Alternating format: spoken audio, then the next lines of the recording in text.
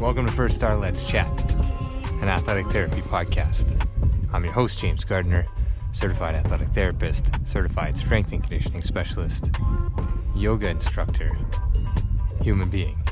This platform, for the pros, by the pros, anybody in the performance space, and beyond.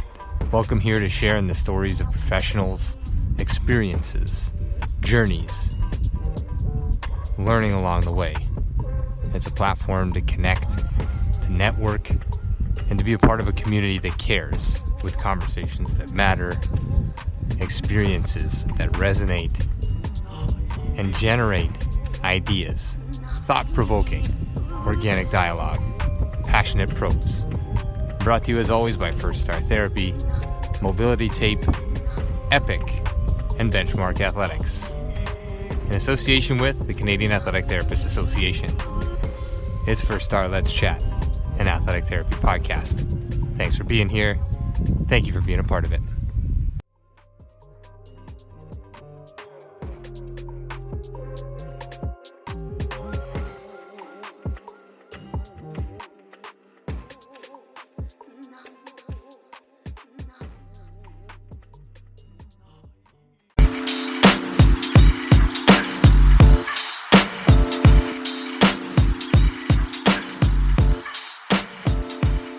Welcome to First Star Let's Chat, an athletic therapy roundtable brought to you by First Star Therapy.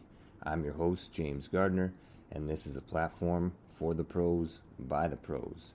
Passionate pros, organic dialogue. Let's chat. Thanks for listening. Let's roll.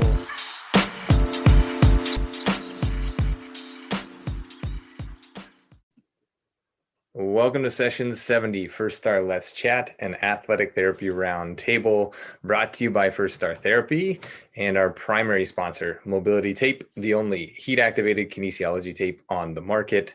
Our other sponsors include Epic, that's EPOCH, at live.epic on Instagram, and Benchmark Athletics, that's at Benchmark Athletics. As always, brought to you in association with the Canadian Athletic Therapists Association.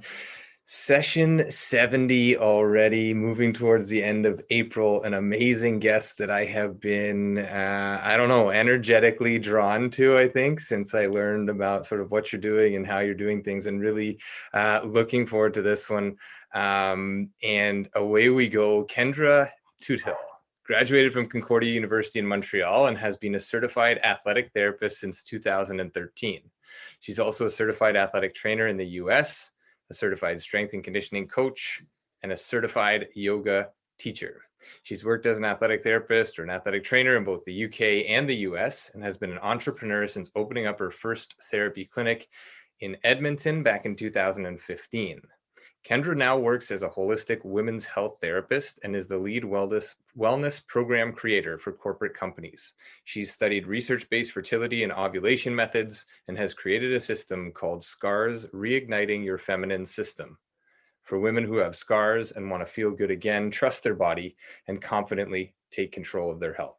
Kendra primarily works online and specializes in one-to-one 6-month programs for women in their 40s, 50s, and 60s. She takes the valuable aspects of modern Western medicine and combines it with Eastern philosophy and practices, which include body and mind practices. Her programs are heavily based in the importance of combining education with application, as well as body practices that support mindset and mind practices. When she's not working, she loves strength training, hiking, cooking with her life partner, and is a dedicated traditional yoga and meditation practitioner under the guidance of her spiritual mentor.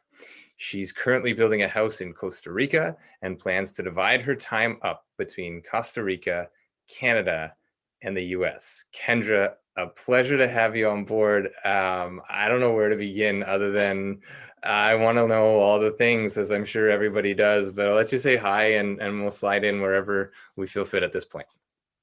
Yeah, thank you so much for having me, James, and thank you for that introduction. Yeah, there's a lot there, so wherever you want to jump on in. Yeah, no, a lot there, but what an amazing path. And I feel like in reading that, I'm not in comparison, but I feel like I have so much to learn as I enter the entrepreneurial space with First Start Therapy, yoga as a practitioner, meditation as a practitioner, sort of a recent find, and has really tied a lot of things together for me in my practice. And then off the coattails of our last education series, we did an education series on women in sports, which was women in the sports space talking about women in the sports space, and super powerful. And the timing works that here you are to talk about all the things. But before we get into all the amazing things that you're doing, can I come to Costa Rica? And okay, we'll skip that one. We'll leave that one to last. But how did Costa Rica come up? Like, let's start now, and then maybe we'll just jump around all over the place. That's the first one on the top of my head. Why Costa Rica? How did that come up? And I'm sure we'll get into some stuff through that. Yeah, sure. That's an exciting one to talk about, I'm sure, as if Canadians are listening, or as many Canadians are listening. So yeah, I'm moving to Costa Rica in the fall. And yeah, we're building a house there I'm going to begin a 3-year training, a dedicated kind of traditional in-depth training into yoga and meditation. My spiritual mentor lives there in a town called Uvita, Costa Rica. If anyone knows where that is, the kind of biggest landmark nearby would be Dominical or Manuel Antonio, if anyone's traveled to that beautiful park. And yeah, so we're kind of just in the midst of doing all the house selling and that whole kind of thing. So we're really excited about that. Me and my life partner, Brian, we both have the same yoga teacher. So we just decided to go all in on this training when it came up. And yeah, we're just getting ourselves together for it. Yeah, what an amazing thing. And I think like this just lights me up hearing about it, because I feel like this old guy and like reinvigorated learning about all of these things and like putting things together. And to hear you say like we're gonna go and embark on like this 3-year sort of journey, this path, this continual knowledge. And like I think in North America we kind of get stumped on like we're doing the thing and that's finite, and then we can only go so far, and then we either have to like blow up our life or something else. I don't know. Where's that land for you? Is this a continual growth? It's just been a natural progression towards that, or how did that come along? Yeah, I mean, the main reason for all of this is when I met my spiritual mentor. I met him actually in Costa Rica, just like randomly, and if we just hang around in the yoga topic for a while, I know you're a yoga teacher and practitioner. There will be and maybe I'm sure you've hit this, or maybe you're close to hitting this. There's a block that comes in the modern, like Western yoga world, where you get to a point where you can't really find any more information.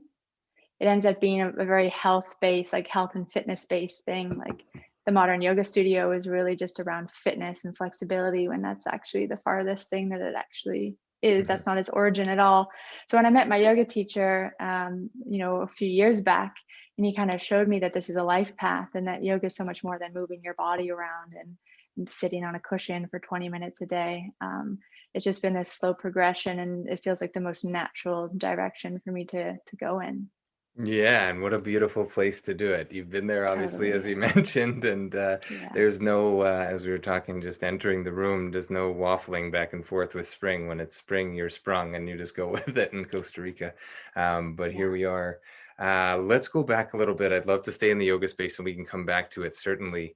And I love that capture of sort of in the Western ideology of yoga. It's very much fitness and flexibility and the Lululemon pants and all the other things. When I mean, and that's fine too, it has its purpose, but as you connect with the practice of yoga beyond the physical component, there's so much more to it. You started out as AT.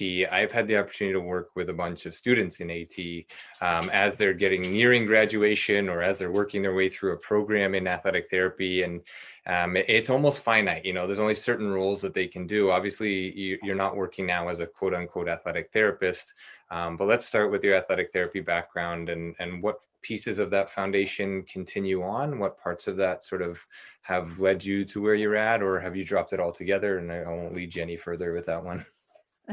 Yeah, sure. So like you had mentioned, I graduated in 2013 and quickly just kind of jumped into what the easiest place, I guess, of least resistance, which is in sport.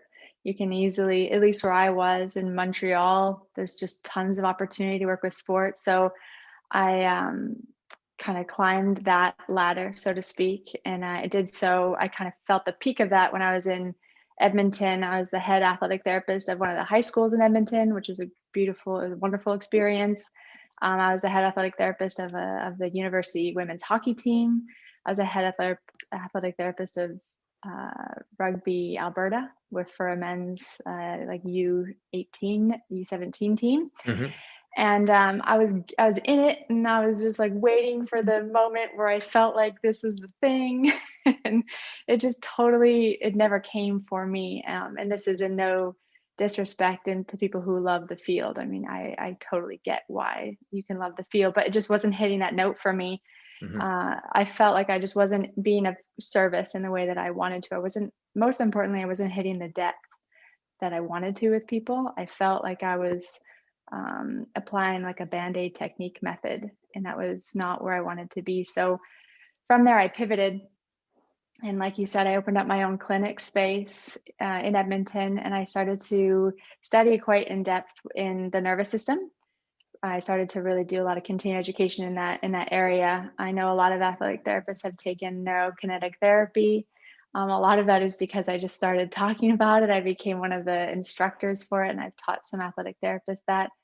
So I did that, as well as another type of neurological technique called PDTR, which is an amazing neurological modality. And I was, again, in it. I was doing all the things, and I was waiting for the moment. And I was like, where's this like feeling of like being really purposeful and really, being providing a great service and being a benefit to people. And when I was working in that kind of niche of neurology, and it was biomechanics and neurology, really, I noticed that when I was working with people who are primarily in chronic and complex types of pain, that actually people who are in that type of pain, when their situation, their discomfort, their pain, their struggle has kind of leached through every single area of their life, they don't need the hottest, most advanced, flashy modality. They definitely don't need that. They need like super simple, clarifying education, support, guidance, a lot of hand holding, which is like totally all for. And it was from there again that I just went, yeah, this is not the thing. This doesn't feel right. So I kind of took another direction, which helped me really, I guess, work with people on a very human level. And so, of course, I take all my athletic therapy stuff with me. It's still there as a foundation. All that stuff is still in me. But actually, I find that what people really need is something kind of different, or like less progressive, at least in the world that I'm in, the people and the women particularly that I'm working with. So from those methods, I actually developed a SCAR technique, and I've created a system around that. And so I take that foundation, of course, all the stuff I learned in athletic therapy and neurology and biomechanics and manual therapy and stuff like that, and started to work with it. So that's I guess the main kind of transformation that I've had, or like move my athletic therapy stuff into that SCAR work.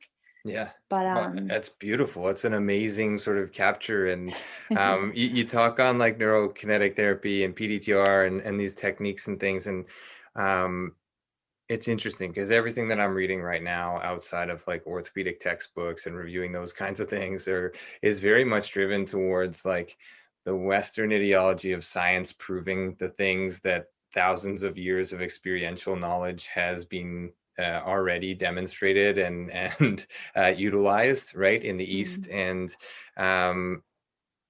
amazing also to hear you say that simple piece of just needing something maybe not quite as progressive, not quite as streamlined or framed a certain or structured maybe in such a manner that everything that we're doing serves a purpose to get to something else, instead of doing the thing right now really, really well that you're doing. And then that kind of softens that relationship with those things. So I feel like I'm speaking in in riddles a little bit of my life these days, even to myself in my own knowledge. So if I'm losing you, just say so. I might be losing myself. But amazing that you kind of connect all those things and those foundational pieces of the athletic therapy world and like the anatomy and neurology and all of these things. It comes back to the brain, right? The brain, the mind, and connecting with the body. So your SCAR technique, these things that you've developed, obviously not a flip of the switch and here they are. It's been gradual over time. It's been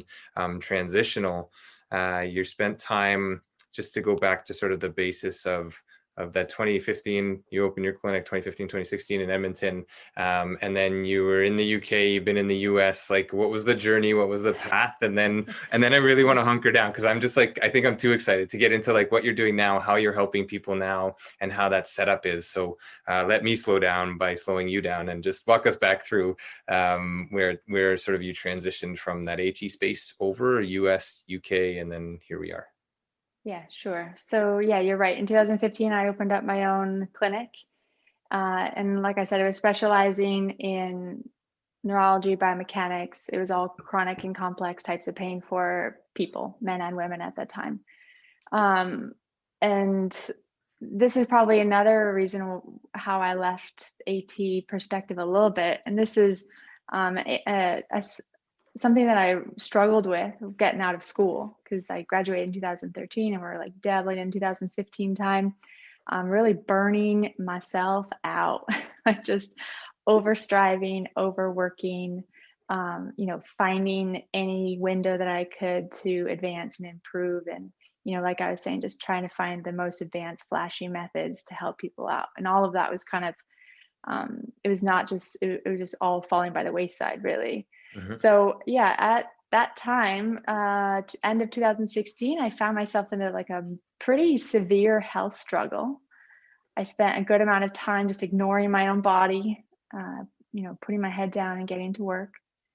And my body, quite literally just kind of ended up screaming at me. I had the whole thing, food intolerances, not sleeping, just everything was just kind of a mess, other than the fact that I have an incredibly healthy, thriving business. That's where I ended up like just diving into, but everything else was falling apart. Mm-hmm. So at that time, I ended up finally just kind of coming to, waking up out of my like stupor, which was like, Blair, like just screaming at me. And I took a direction and went into the jungles of Guatemala and Central America for 2 months and studied yoga. And it was really there, a lot of stuff culminated into that, but it was really there that I just took a big exhale and, just relaxed. Probably for the first time since like actually entering university and feeling that like kind of harsh pressure of athletic therapy, mm-hmm. leading up to the exam and trying to make it in the world and the whole thing that I know that we've all felt on some level. And yeah, just taking a big sigh and just relaxing in that Central American vibe, studying yoga. It was perfect. It's exactly what I needed.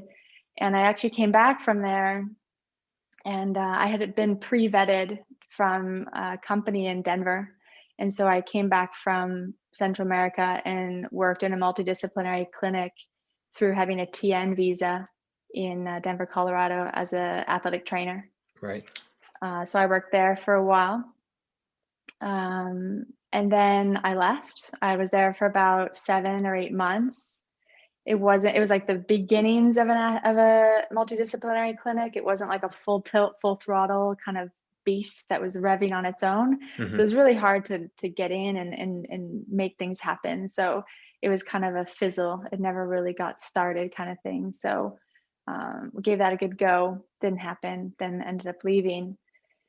And then I actually did a lot of stints of work in Saskatchewan. I worked at a medical doctor's office inside the MD's office, treating farmers and people on reserves, and anyone who's close by. People come for 5, 8, 10-hour drives just to see me, which is great. And I did some big chunks of work there. I did 3 months here, 4 months here. And then I ended up wanting to work in the UK. So I got a tier 5 mobility visa, which anyone who's under the age of 31 can apply for at the time of your application. And I worked in the UK for 2 years. I opened up my business there. The kind of licensure or certification and like where you can work is really soft. There's not really any rules. Mm-hmm. So you just, as long as you have the insurance, you can do it. And so I opened up a clinic actually inside my house and worked there for 2 years. Started working with primarily women and their children. Actually, I worked a lot. I think that's the best compliment a woman can give you when she trusts you with her babies. So did a lot of working with moms and their kids, and then ended up leaving because the visa was over, and that brings us all the way up until 2019. There you go. What a beautiful little Yeah. journey. There's so many lessons in here too.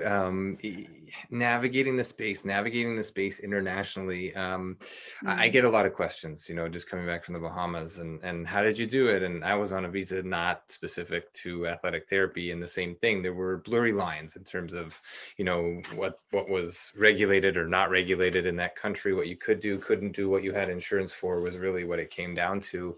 Yeah. So an amazing resource. I know you're part of sort of the international body for the CATA now as well, sharing those experiences. So for any listeners out there, they can find you through there as well, right? As part of that, I think navigating those visas and knowing where you can work, what you can do. Again, it comes down to sort of the legislation in those countries, but under our umbrella of the CATA. So some really cool lessons there, how to go about things and navigate those spaces.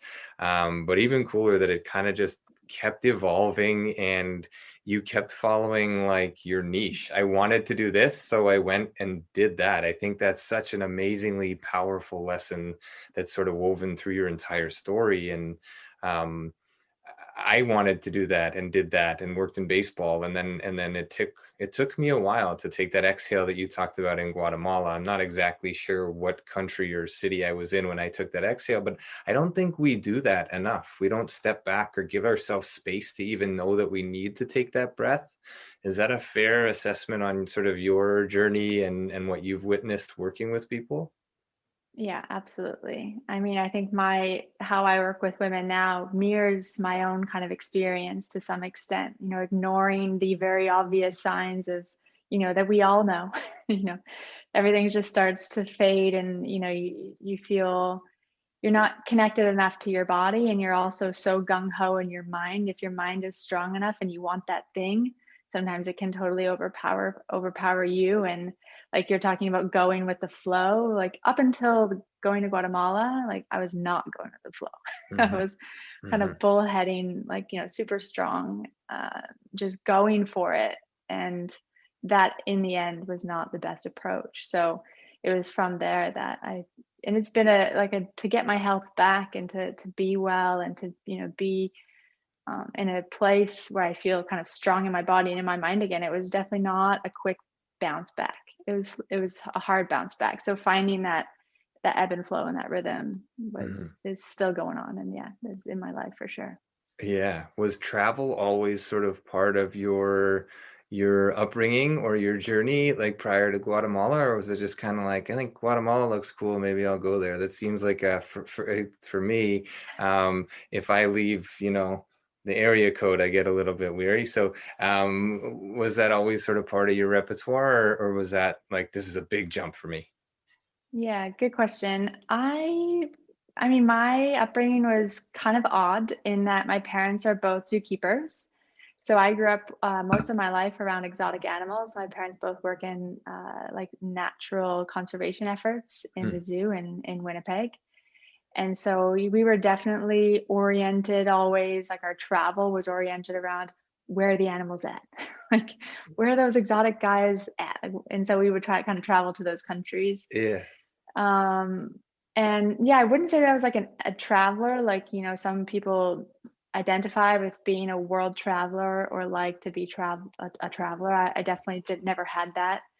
I remember I was just feeling so horrible on the inside and on the outside, and I think things were just kind of aligning, and then that yoga teacher training just hit me like ton of bricks, and it was in Guatemala, and I just had to go, yes. Yeah, amazing. Just such a cool journey, and for anybody who hasn't experienced it, and you're open to it, like look into some of these things. These teacher trainings are super powerful. I would say that was certainly another turning point that dropped me into the flow of things, as opposed to sort of similar to you, trying to drive the channel or break down the dam to get to the other side. I did it in the Bahamas, and so again, in an exotic place, in a very authentic manner, and yeah, very, very powerful. Not pushing that on anybody, but if you're open to it, it's certainly something to look into. In the middle of a pandemic now, has your work changed? Have you really realized some things? One thing that we're starting to navigate in our space is sort of that thing that you just touched on, is like, I think you mentioned some people identify as a traveler, that identity, needing to call yourself something. And you and I have had a few conversations, and one of those conversations you said, you know what, I truly don't identify as like an athletic therapist or a trainer or even a therapist. I'm a practitioner of just sort of wellness as it comes down to it. That singular identity of folks, and having things.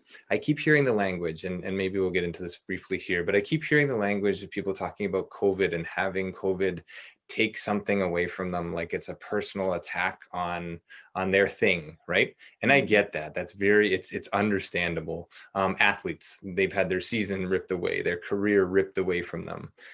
And then what's left? And I think this is, for me, reinforcing this holistic approach to what people may need more than they can actually identify, and that is more of themselves, understanding who they are, and how to navigate that when that identity has to change or something happens like a pandemic. Has that been a shift, or something that you've acknowledged in your practice with people as well through this pandemic? Yeah, so just in a super logistical kind of way, working through the pandemic has actually been quite good for me. Luckily, I got in on online courses, and I teach a corporate wellness program for a American company, a large American company, and I'm about to do it again for another company. So I was already in on the online thing, which I was super blessed. I didn't really skip a beat when that kind of hit. Right. But working with people online, especially women working with scars, these kind of transformational programs that I go through with women, I actually think it's kind of better, because the empowering sense that goes on in a person when they're changing, when they're going through a transformation, is really huge. They are totally in the driver's seat, like they're taking the reins of their health completely. Whereas before, it was more of maybe this kind of interaction exchange thing, and maybe even a bit passive at times. Now they're just totally like, I got to do this thing, and I got to listen to Kendra, and I got to feel this in my body, and like I got to report back and give feedback, and it's a completely different dynamic. And I think that the silver lining of that is has been really quite impressive. I spend so much time on my computer, as you know, on Zoom, and the work that people are capable of when they're given quality information, and the space and the time, it's so inspiring. I say this all the time, that if you give a woman, a person, a bit of information, they'll just run a mile with it, as long as it's of good quality. And you can really see that happening in these online interactions that we're kind of stuck into, which has been really nice. Yeah, that shift sort of away from, yeah, that shift away from dependence on you as the practitioner, right? Like I have to come to you and you have to heal me, as opposed to like you educating or giving me a set of tools that I can work with in my own time, my own pace, with some check-ins. That's beautiful. That's an Totally, yeah. absolute, yeah, an absolute stunner and a game changer in terms of, I think, the way that the healthcare system as it's set up needs to be shifting, as we go along and as we go through, and hopefully is. So we get to 2019, you're in the UK, your visa runs out, you come back and you take these next 2 years. Where did they take you? And this holistic approach with women, it sort of started in the UK, right? And then has blossomed into something much greater. Walk us through that. Yeah, I think what was great about working in the US and the UK is, when you work in those kind of countries, it doesn't matter who you are, like what your credentials are, because they don't know what it is. You could have, 12 letters at the end of your name, which I'm sure many of us do. But as soon as you walk into a country and they don't even know what you're talking about, none of it really matters. So the quality, and this applies obviously to here as well, but the quality that you're giving takes precedence over everything. So I think that's maybe when things started to really change and form for me. Athletic therapy has given me, so much, and the connections I've made, and I'm the admin on the athletic therapy Facebook group, the ATU group, and so I still hold that kind of love, especially for my teachers at Concordia around athletic therapy. But I had to just, and it felt good to drop the hold on that identity, and on that kind of it felt forced. It felt very rigid. And when I let go of that, there's a lot more opportunity for me. And yeah, I just started to like play with my name. Like, I'm not I'm a movement therapist. I'm like, yeah, that's not quite right either. So I went on this whole kind of transformational journey through that. And it was quite interesting because, therapists in the UK, for example, that word doesn't resonate either. A therapist to them is like a psychotherapist, for example. It's not like a manual worker, like a body worker, for example. Right. And so you just kind of have to go off of like, who are you actually? And because I train so deeply in yoga and meditation as well, this was like kind of a nice exercise for me to just go into. And so I left the UK end of 2019. And I moved back in with my parents as like a early 30-year-old woman, which is actually really nice. You get to hang out with your parents as an adult. I lived with them for almost a year, which was, like I said, just as kind of a blessing. It was quite a joy to spend time with them as an adult instead of just, as an annoyed teenager or annoyed preteen. And I started to build my business there in Winnipeg, my online business. And about midway through the pandemic, I did a little border jump, and I am now in Portland. I'm in Oregon, and I work, like I said, just primarily online now. I don't do anything in person.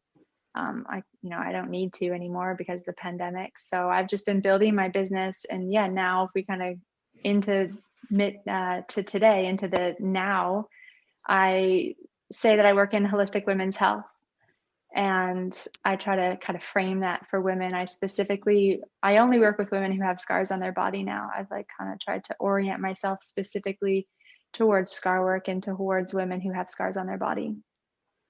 And what brought you to that? What brought you to that point in terms of, was there, how did that navigate? What is it about the scars on their body that drew you to it? Is that a sort of a symbolic thing? Is that something that you've just really familiarized? You said you've developed techniques and things like that. So where did that sort of arise? Yes, came like right at the beginning. Luckily, anyone who's gone to Concordia University, you know that you're very blessed to have a lot of osteopaths as your teachers, a lot of osteo ATs there. Very good therapists. And so I think I got the, glimpse into that kind of early. A lot of the neurology courses that I take relied heavily on scar work, like how there's like two components of scar work. There's the physical component, obviously, like the stuckness, the gripping, the holding, what actually went on during the incident of the scar, the cut through the tissue and that whole repair phase, and the kind of lack of integration in the area. So anything that has a scar near it probably is not working so well. So there's that whole piece. And then there's the energetic, because every scar has a story. There's not, I don't really mean it in necessarily like a woo-woo kind of way. I'm like literally talking like there's emotion in that scar. Right. Just like simple example, if a woman had a plan to have a natural pregnancy, she had her whole birth plan outlined, good to go, and that didn't go down, and ended up being an emergency C-section, which was maybe the last thing she wanted. So there's emotion in scar, and that needs to be addressed and looked at as well. So I developed a technique, or it's more of a system really, where we directly work scar tissue, meaning like the woman manipulates the scar through a like progressive path. I have all these kind of movements through the scar work, the direct work, and then there's indirect scar work, which is like touching the scar indirectly through breath practice, actually moving the breath to the area.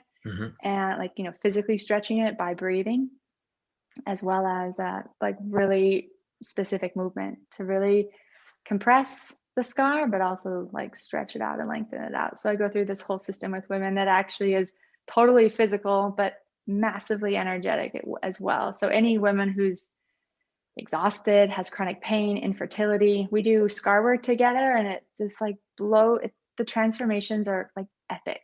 It blows their world up in the best way. And so when I started to catch on to that, I was like, man, I need to get this out. Like, we need to know about this. And I've just been on that mission since, to help women understand that there's a lot of taboo around, and where the scars are on women's bodies, like breast, abdominal area, pelvic area, they're like areas we don't talk about, and we're not really open with that conversation. And to just get that out, it's all just feels so good. It's an amazing path and just so powerful, and obviously you can feel it in listening to you and seeing you through the Zoom call too. Just kind of lights you up when you're talking about your entire path and what you're doing now and how you've come to it. It's eerily similar to sort of some of the programming and platform that we're doing now with athletes in our platform. We're stripping away the jersey, right? And we're stripping away the shin pads and the helmet and saying, like, you're a lot more than the statistics, than the wins, than the losses. Like, there's a human being there that needs to flourish a little bit more than winning games. And not that there's anything wrong with that side of things either, but coming around to empowering people to tap into a whole lot more of what they can be away from the field, or away from that scar, or through that scar, or through that field, through that baseball team, league, whatever the case might be. Really cool. So you talk about direct work, breath work, indirect work with the scar. What about you with your team? Let's call it direct to Kendra. Do you have a team of people, a resource network that you utilize, or does everything sort of filter through you with the women that you're working with? Yeah, I have a few different ways that I guess, funnel, but I'm just a one-woman Mm-hmm. band. Mm-hmm. I Mm-hmm. do all of it. I just kind of stumbled upon having to do all this stuff on my own. Mm-hmm. Like, if I had seen myself now and would have known that I'd have to learn how to edit audio and video and, do all that stuff that nobody wants to do, like, I just never would have saw myself there. The main way that I, speak with women or get in touch with women is really through social media Mm-hmm. and referral. I just rely so heavily on referral that it works. Women talk, and when the results are so profound, there's a lot of kind of back channel communication that goes on, and so all of it goes on through social media. I have a women's only Facebook group where I go live twice a week to help them with just educational wisdom, as I call it. And yeah, just kind of back channel referral systems. Amazing. Quality taking precedence, truly, as you mentioned earlier, and that reason, or that voice of reason, being referral, is the number one driver of marketability, right? It's not about followers and pretending. It's about being as true and real as possible, and that's where natural growth will take place, and people will find you because their energy needs it, and your energy is finding them. I think too, it's a very powerful space, and we'll just take a quick pause here. Just want to acknowledge all that you're doing. If there's places that people can go to follow you or to get in contact with you, where is that? Where are those places? What are those social networks or channels that people can find you? Yeah, sure. So my name, Kendra Toothill, is easy to find. As far as I know, I'm the only one on all social media. So that makes it easy.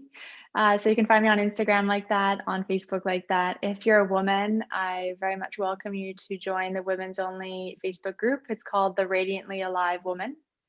And that's also my website, the radiantlyalivewoman.com. Beautiful. Please check those out. And I think it plays really nicely because some of the topics that we had through our Women in Sports educational series touched on some of the things that you've touched on as well. And those are areas of the body, physiological happenings that are just not mainstream, but they're happening every day. They should be topics that we're comfortable talking about, that are out there, but for whatever reason, they're not. And so anybody who's been listening to those, I'll redirect you to Kendra, and just to further enhance this community, this network of education and understanding in the women's space. It's wholly powerful. Session 70 here this evening. We are just over a year into this platform, and the same thing. It's amazing. I hear you and I see you light up when you talk about editing audio and not knowing you would ever have to do that. Here we are doing the same things. Session 70, we'll go again next Sunday for session 71 with Megan Stewart. We're going to have a guest session this week as well with Brady Leovold. Brady's doing some amazing things with puck support and mental health hockey. He's going to be rollerblading across Canada, and I have been on his team and will continue to be on his team in supporting him rollerblading across Canada next spring for mental health awareness, mental illness awareness, drug addiction, and suicide. So Brady's doing some amazing things. He'll be on, we hope this week, just trying to tee it up, but not to take away from this one. Kendra Toothill, an amazing human, practicing with other humans. So you're in Portland, Oregon. What's going on in Portland, Oregon in terms of business? So you're stable out there, but you got to jump back and forth. So back to your visa, you got to come back and forth to Canada every now and then. Everything is legal. It's within the books, within the confines of what working in the US and being a Canadian citizen is, and then Costa Rica coming up in the fall. So let's just navigate those sort of logistical considerations for those listening in terms of that. Yeah, so I'm in Portland, Oregon right now, approaching my like 6 month, like all Canadians know, you're only allowed to be in the US for 6 months. And there's I don't know if I should say this, but I guess I'm just going to say it. There's a loophole. There's a loophole going on right now where if you're in the US and you're about to approach your 6 month mark, you can apply for a visa extension. And that visa extension is a 6 to 10 month processing time. And you're allowed to stay in the US until while that's processing. So I am here and then in Costa Rica. But yeah, I mean, Portland's pretty shut down. There's no work in the actual city itself. But yeah, I'm hanging out here. It's beautiful. It's really beautiful spring up in the Pacific Northwest. Yeah, well, good for you. Lucky for you. We'll just keep, we'll share this back and forth. We get a little cold snap here, I think, tonight. I don't know if the tomato plants are going to make it, but we'll keep our fingers crossed and insulate them for the evening or something like this. Costa Rica, are you building a tree house? I feel like we should all live in tree houses if we're moving to Costa Rica. Is the plan to do some in-person things there as well, or just to have a space there for you in terms of teaching yoga and meditation, this journey that you're on? Is there any foresight into sort of having people come to you in Costa Rica, or is that not on the map just yet? Yeah, it's not on the map just yet. We're actually, if you want in on the details of my house building, we're building a house in Bali, actually. Wow. And we're building a house in Bali. Then that house gets packaged up. So you get the beautiful Bali wood, which like the termites in Costa Rica can't eat, or even like, they can't get into it. So anyways, you build your house in Bali, they pack it up and they ship it across the ocean, open it back up and build your house in Costa Rica. So that's what we're doing. Wow. Which is going to be super great. And yeah, this training is traditionally, you would never do a 2-hour yoga teacher training and assume that you can teach yoga to others. And so that is why we've kind of moved it into a 200-hour yoga kind of a health and fitness thing that we do now in the West. But the traditional method is you live very close to your teacher in close relationship in a small, it's not a community, but a small kind of teaching environment. And then between 10 and 15 years later, you are able to teach after a ceremony and so on and so forth. So there's none of that for me. I'm just kind of going deep so that I can be the best human that I can be to be of service to people, specifically women. So that is where I'm going with that. There are a couple places in Costa Rica that actually specialize in a lot of fertility and ovulation.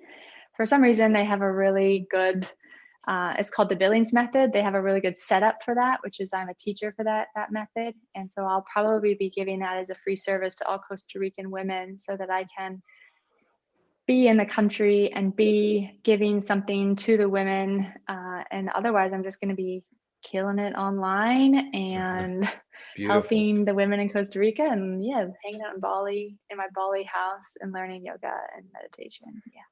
Absolutely unbelievable when they talk about living the dream. The possibilities are seemingly endless, and not anywhere in there did you say getting rich or having a really fast car or any of these things. And I just think it's so well, I guess for lack of a better term, it's just so enlightening to hear that. It is uplifting to hear these things. And the traditional sense of yoga and understanding that it takes, you're essentially living in a monastery or a yogic, retreat resort area where you're close to your teacher, where we learn through Shivananda Hatha yoga, 12 years minimum, sort of to like travel around. And then Shivananda, narrowed this down to a year. And then he said, okay, well, North American people can't do a whole year. So like, let's condense this into a month. So 12 years of training in a month, away you go. And you can call yourself a yoga teacher.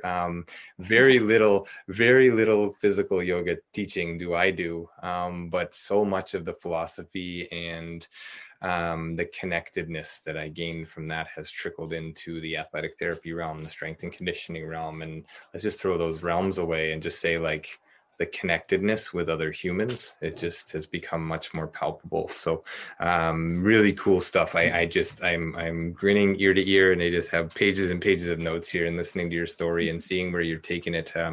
I think I've had dreams in the past couple of weeks of being in a cave somewhere and just doing that thing where you sit there and you're okay and you still know life is okay. And I'm not going to a cave anytime soon, but I think it's that state of mind where we don't need all the things to validate us. We just need us to be, I don't know, what is it? Just being present and available in the moment, right? Just an amazing piece.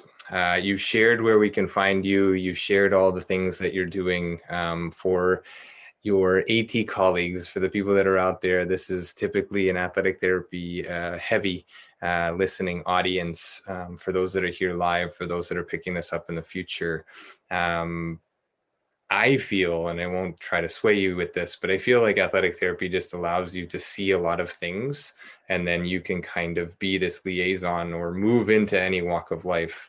You started out as an AT, you're an athletic therapist by foundation, but not by trade, not by name. What advice do you have for people, AT or not, just sort of navigating their space right now through a pandemic or trying to find a career or shifting gears in this career?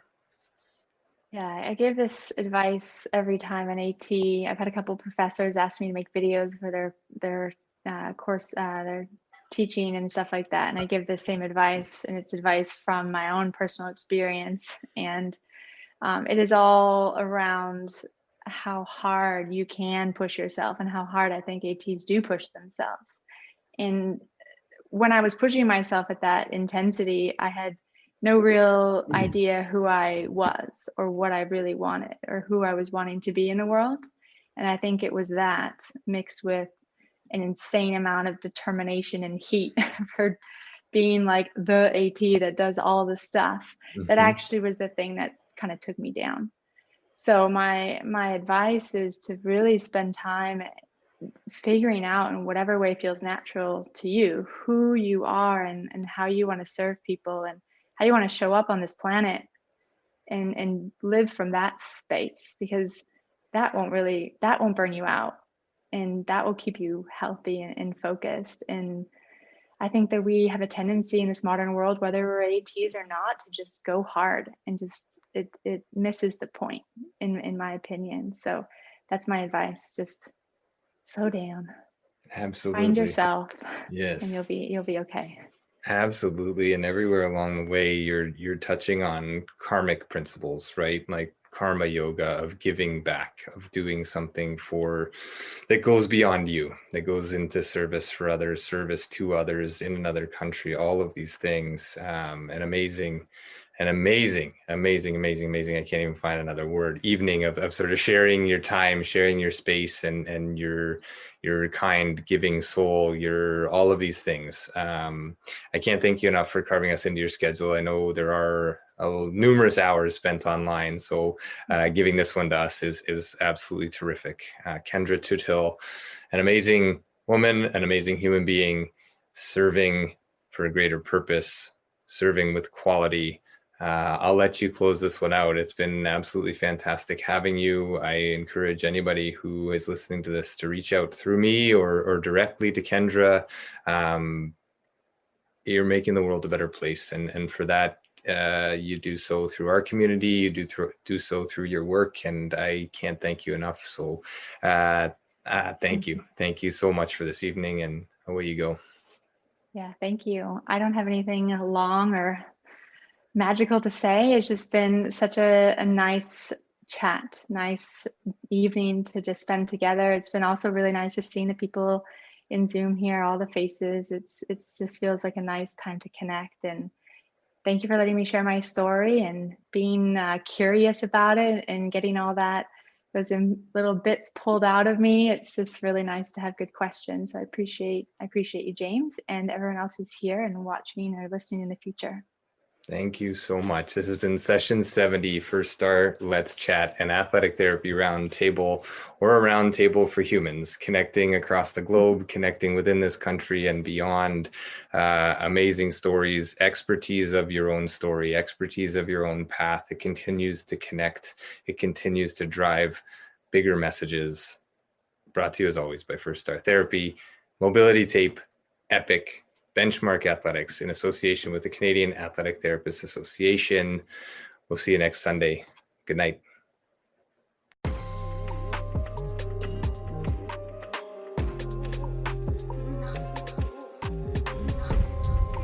Thanks again for being here.